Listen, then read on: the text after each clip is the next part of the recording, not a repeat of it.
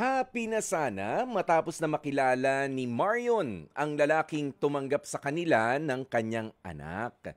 Pero ang sayang yan ay hindi rin daw po nagtagal matapos na maaksidente sa sinasakyang motor itong si Marion at ang lalaki na kilala niya na si Vincent. Kaya naman kahit na naka-wheelchair na ay pinilit ni Marion na pumunta sa burol ng kanya sanang magiging mister na si Vincent. Pero hanggang ngayon, bit-bit pa rin daw nitong si Marion ang matinding sakit na iniwan sa kanya ng trahedyang nangyari sa kanila ng kanyang karelasyon. Kaya naman po kausapin na natin mula sa Samal, Bataan. Batang-bata pa si Marion, 24 years old, live via StreamYard. Marion, magandang tanghali sa'yo. Hello po, good afternoon po. Marion, kumusta ka na ngayon? Ikaw ba nagwi-wheelchair pa o nakakalakad ka na ulit? Ngayon po nakakalakad na po at paunti-unti kahit papaano at bumabalik na sa dating paglalakad.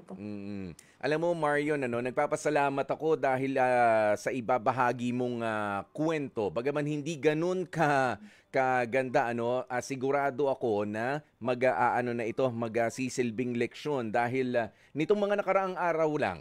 'Di ba? Talaga hong napakaraming mga trahedya sa kalsada involving Yes po. motorcycles.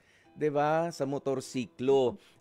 Pero bago natin puntahan 'yan, kwentuhan mo naman muna kami. Magbalik tanaw tayo dito sa si Vincent, ang lalaking tinutukoy mo na Yes. pumasok sana sa buhay mo pero mabilis ding umalis nang dahil nga sa aksidente. Mm. Marion, sabi mo meron ka ng anak sa kadalagahan ba ito o meron ka na Yes naunang po. asawa? Yes po, Kuya Poy. Oo, may Sa anak. kadalagahan po, Oo, may anak sa kadalagahan. At ilang taong ka rin naging single mom? almost a year na rin po. At saan kayo nagkakilala naman nitong si Vincent?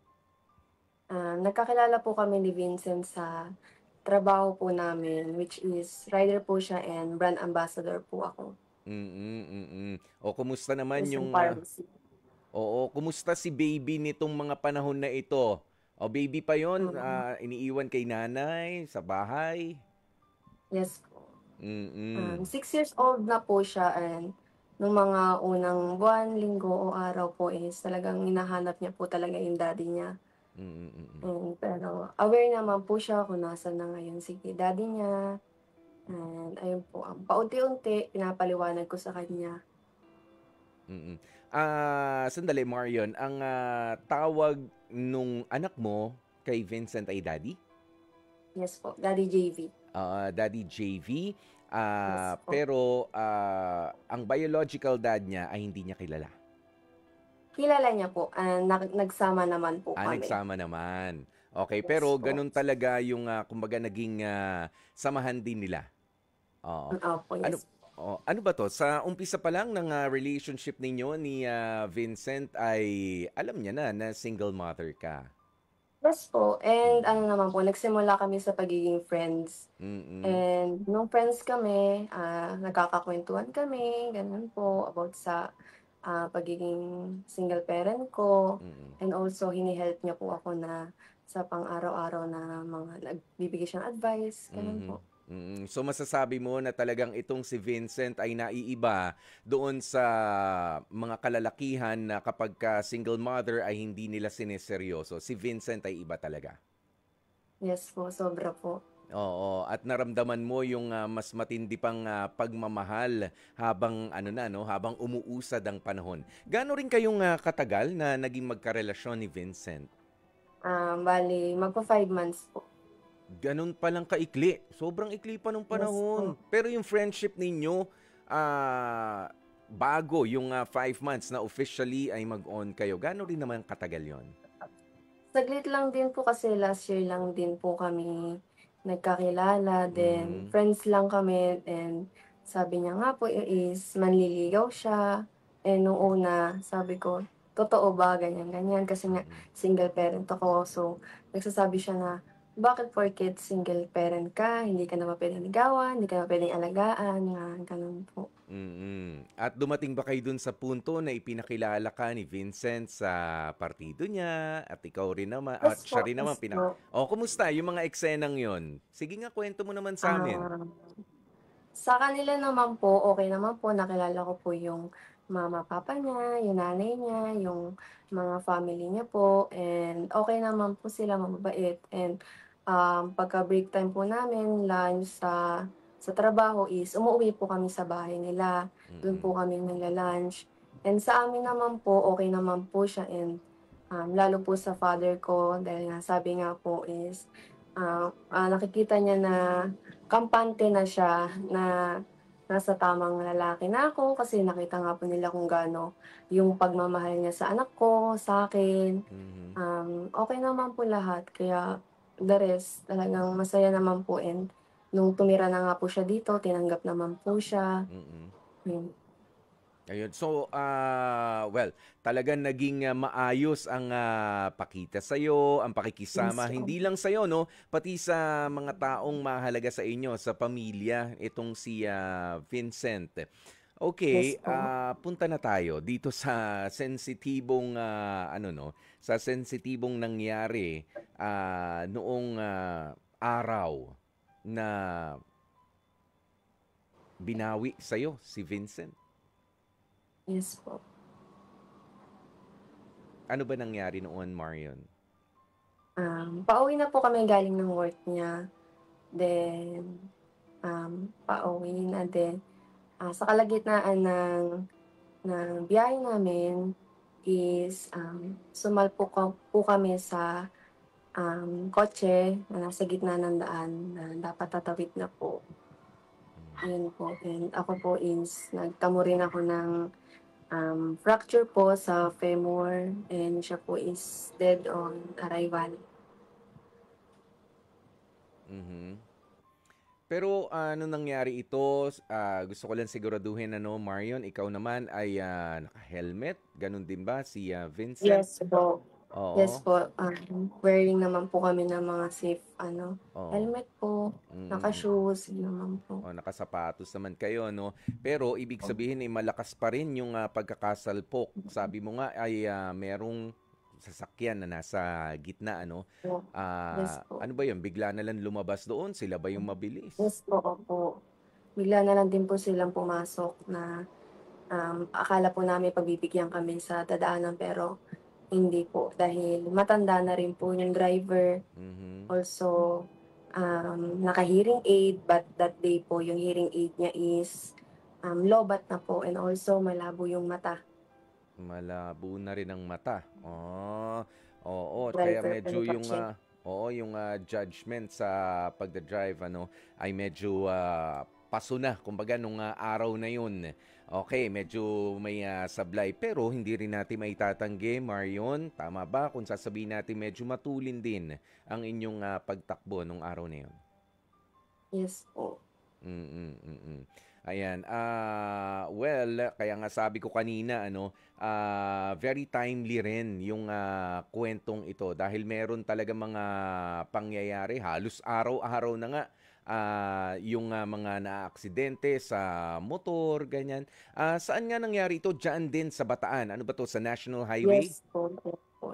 Sa Abukay, Bataan po, sa Roman Highway po. So sa highway din. Oo, alam mo nagmomotor din si Kuya Poy eh. Oo, nagmomotor Hmm, din ako. Pero nga ang yung simpleng paalaala ko nga sa mga kapwa nating mga nagmomotor, kesa busina yung hmm. patunugin natin ng patunugin, ang pisilin ay yung preno. 'Di ba? Hangga't Yes. kung kasi pagka bumusina yung iba ha, ito lang po ha, not pertaining kina Vincent at kina Marion at hindi naman tayo nag-a-assume kung ano ba nangyari doon. Yung iba kasi talagang bibirahan pa ng bibirahan ng bilis tapos busina. Oo, busina lang ng busina, hindi pa titigil. Yung mga ganyan, Hmm, medyo delikado po yan sa pagmumotor. May angkas kayo o wala o sarili ninyo. Nagmamadali kayo o hindi. Mas maganda, unahin na natin ba? Preno na tayo muna. ng konti kaysa busina ng busina, lalo na sa mga intersection, ano, sa mga kanto. Okay, mabalik na tayo dito, Marion, sa trahedya na nangyari. Nakita mo pa ba si Vincent? Sinubukan mo pa ba siyang makausap nung sumalpok na kayo? Magkatabi pa ba kayo noon?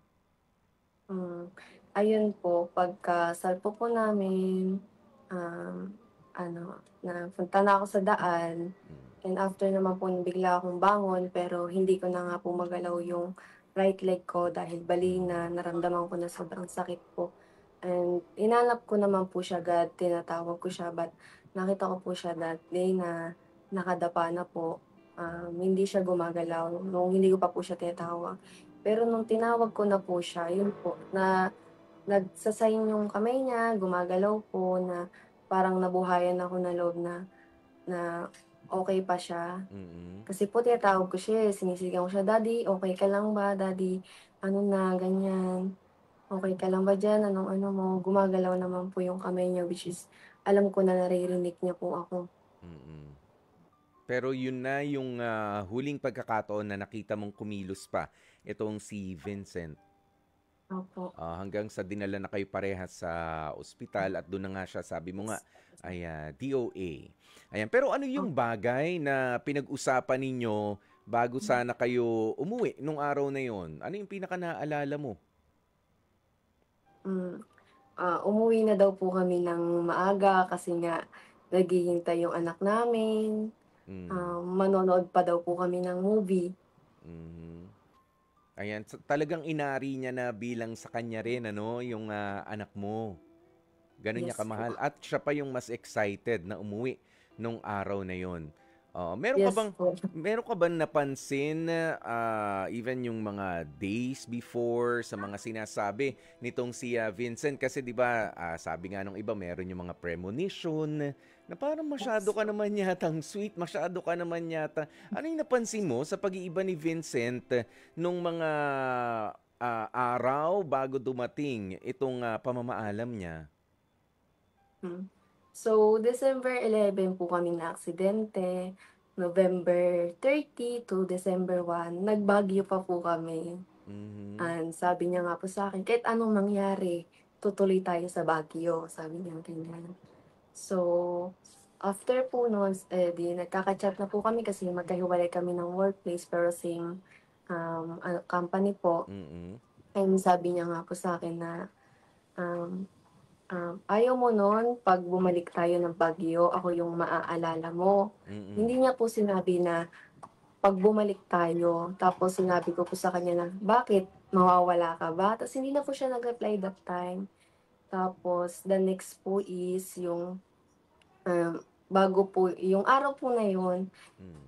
sweet naman po siya, malambing, pero yung araw na po na yun, ibang-iba po, eh, kasi niyakap niya ako ng mahigpit, as in na Mhm. ayaw niya na parang ayaw niya na akong bitawan, yung mga gano'n po. Tapos sinasabi niya nga po sa'kin na, "Mahal na mahal ko kayo mahal na mahal ko kayo ng anak ko," mga gano'n. And, tapos, November 3, way back po November 3, ngayon ko lang din po napansin sa TikTok na, um, nag-birthday po ako November tapos yung ginamit niyang background music po ano, yung kanta ni Billie Eilish na I Love You Till the Day I Die. Ayun po, dun ko lang napansin na parang, na parang ang dami na pong signals na Mhm. hindi ko napansin and sa mga buwan na dumadaan talagang sinusulit niya po yung araw na magkasama kami na halos ayaw niya na pong lumayo sa'kin, eh. Kahit na may nagyayaya sa kanyang kaibigan or family, tinatanggihan niya po o sinasabi niya, "Pass muna," ganyan. Mhm. Gusto niya sabi niya nga po na, "Kaysa lumabas ako kasama sila, mas gusto ko pang kasama kayo manood, mag-movie," gano'n po. Mhm. Bigyan kami ng oras ng bata. Hmm. At hanggang sa dumating na nga yung araw na nagpaalam na itong si Vincent. Ayan ha, sa mga kapatid po Yes po. nating nakikinig. Doon mo lang ano no, doon mo lang mapapansin yung medyo kakaiba. Pero ikaw ba sa maikling panahon na nagkasama kayo at nag-express ng pagmamahal itong si Vincent, masasabi mo bang siya yung maaring maging ah, greatest love mo? Na talagang di ka pa nakaranas ng ganong klase ng pagmamahal. Opo, Well, bata ka pa naman, Marion, at 24 years old. opo. Ayan, but for now, oo, yun yung standard, ano? Tama ba yun? Opo. Masasabi ko lang po is talagang siya na yung masasabi ko kasi una pa lang sobrang swerte ko na po na tanggapin niya ako, lalo yung anak ko, yung Pasko, talagang lahat in-embrace niya po and kasi yung pagmamahal na binigay niya sa'min kagaya nga po ng sinabi niya sa'kin lagi na, "Hindi bale ng ako yung masaktan, 'wag lang kayo."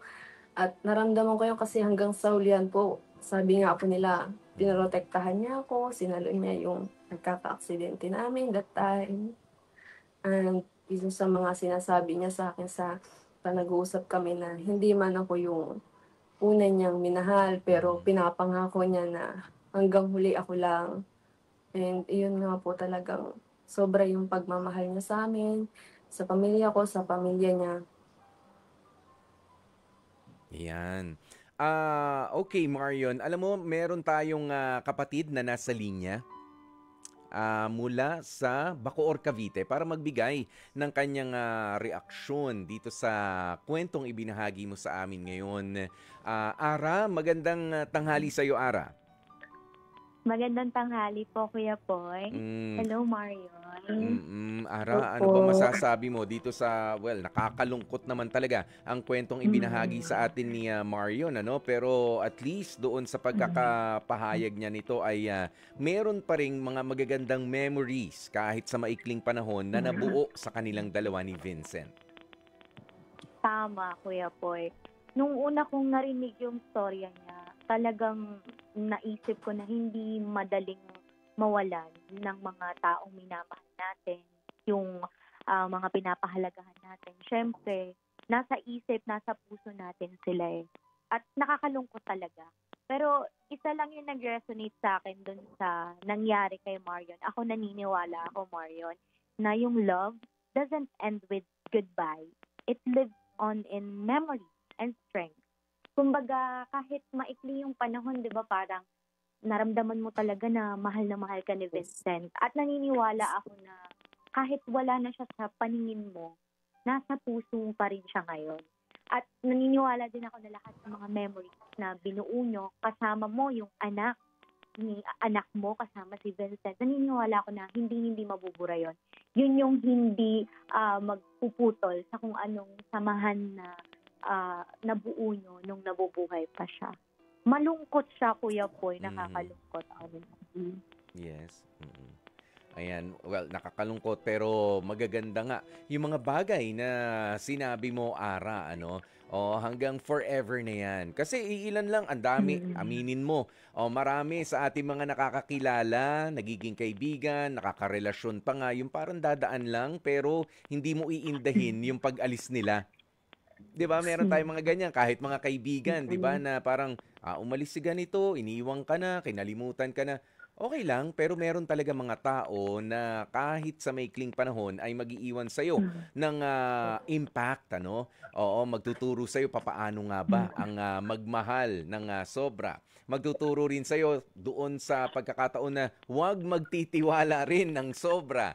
'Di ba? Meron mga ganyan na mga iniiwan sa atin ng iba't iba mga tao. Pero ito talaga yung ultimate yung positivity sana no kaya Vincent, pero yun isa yun sa mga trabaho niya dito sa maikling panahon niya sa mundong ibabaw, yun ay ang pasayahin itong si Marion at yung kanyang anak. 'Di ba? Ayan. Kaya Ara, maraming salamat sa iyo ha.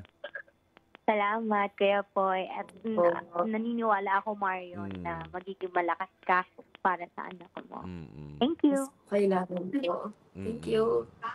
So Marion, sa ngayon, papaano mo hinaharap ang bawat araw, ang bawat bukang liwayway na na sumisilay sa buhay mo na wala na nga itong si Vincent. Yung saan ka kumukuha ng lakas ng loob, ng tibay ng dibdib para harapin yung paglimot sa kanya katulad niyan o napag-usapan na naman natin, 'di ba? O mamaya-maya, saan ka na naman huhugot ng inspirasyon? Unang-una po kay Lord kasi alam ko naman po na hindi niya ibibigay 'tong pagsubok na 'to kung hindi niya ako sasamahan. Mhm. Dahil kagaya ng sinasabi ko, siya lang ang may alam ng lahat at magtitiwala ako sa kanya na kakayanin ko 'to sa araw-araw. Ang pangalawa po sa anak ko na sabi nga ni Vincent na kailangan ako ni Amara sa panaginip ko. Yun po yung sinasabi niya sa akin na madaming taong nandiyan para sa inyo. Makakaya mo yun kasi may anak ka pa. Nandiyan pa si Amara. Siyempre po, as a single parent, hindi naman pwedeng nawala na nga si Daddy JB niya.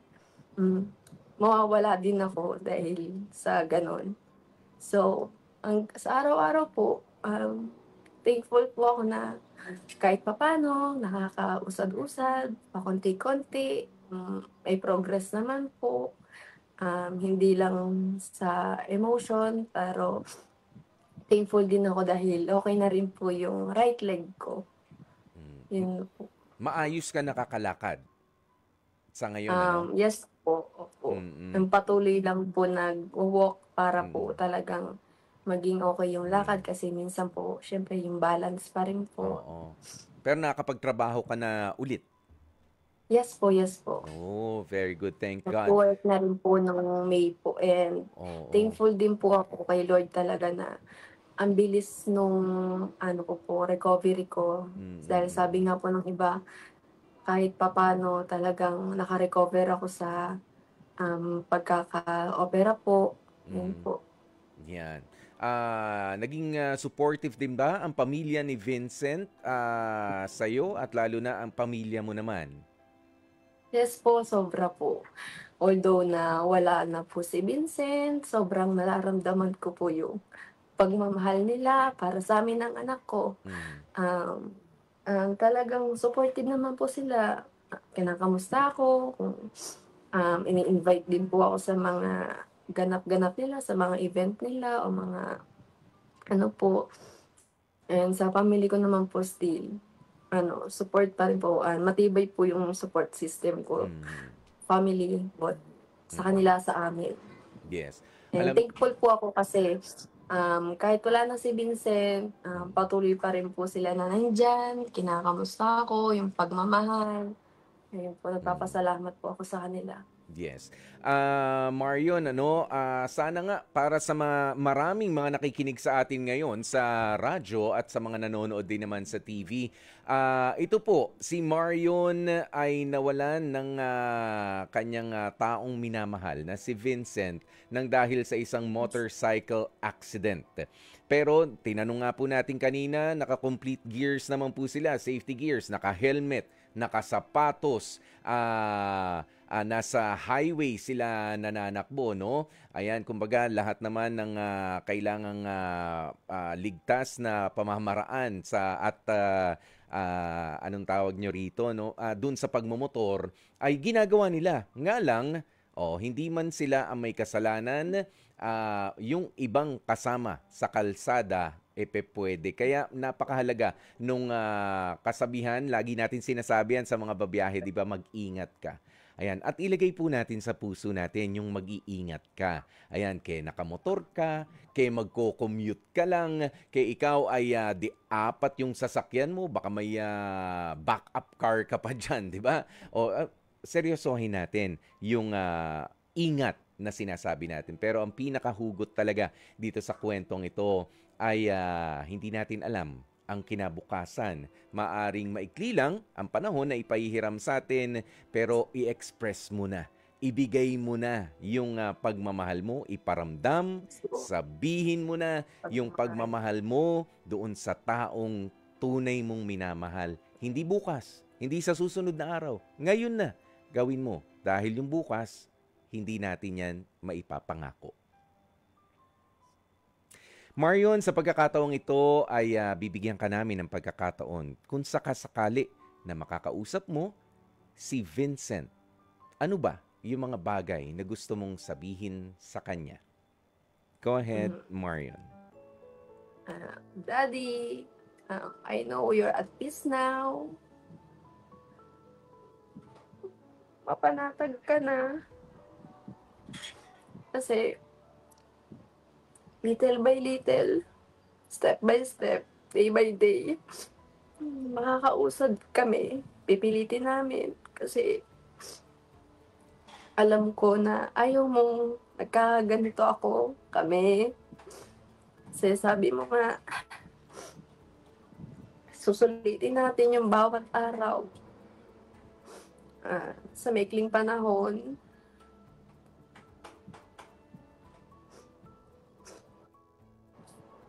naparamdam mo sa amin na mahal mo kami. Ako, lalong-lalo si Amara.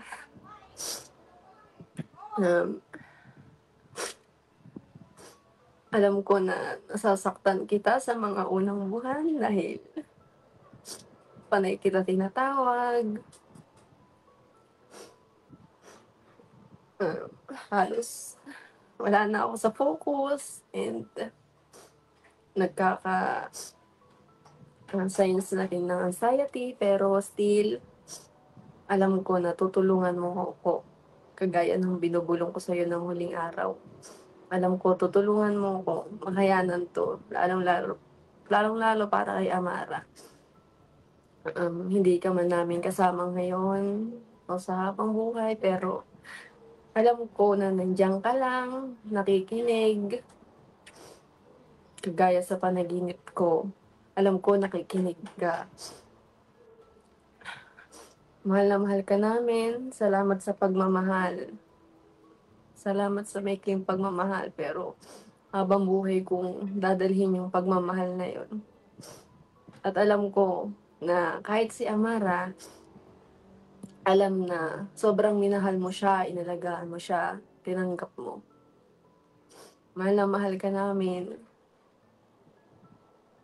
Yun lang po. Maraming salamat, Marion, at sa mga sinabi mong yan, ramdam namin na talagang bukod doon sa nakakalungkot na yung katotohanan na nakakalungkot talaga, yung mabilis na paglisan ni Vincent ay pinuno niya kayo ng pagmamahal sa maikling panahon ng inyong relasyon. Sa ngayon, magpakatatag ka, Marion, at sabi mo nga maganda yung pinaguhugutan mo ng lakas. Unang-una, sa Kanya muna, sa Panginoon muna, at of course, mula sa iyong pamilya. Ipagpatuloy mo yan, Marion, at sana nga ay makaalis ka na dyan sa kalungkutan na dinaranas mo. Muli, maraming salamat mula sa amin dito sa programang Heart to Heart. Marami ang napaiyak at marami rin ang na-inspire at marami na sigurado ang seseryoso rin doon sa salitang mag-iingat ka kada lalabas tayo sa ating mga tahanan at kada pabalik na tayo galing sa ibang lugar sa ating mga bahay. Kaya naman, mga kapatid, maiksi lang po ang buhay. Maiksi lamang ang buhay. Huwag na tayong magmadali palagi. Marion, maraming salamat mula sa amin dito sa Heart to Heart.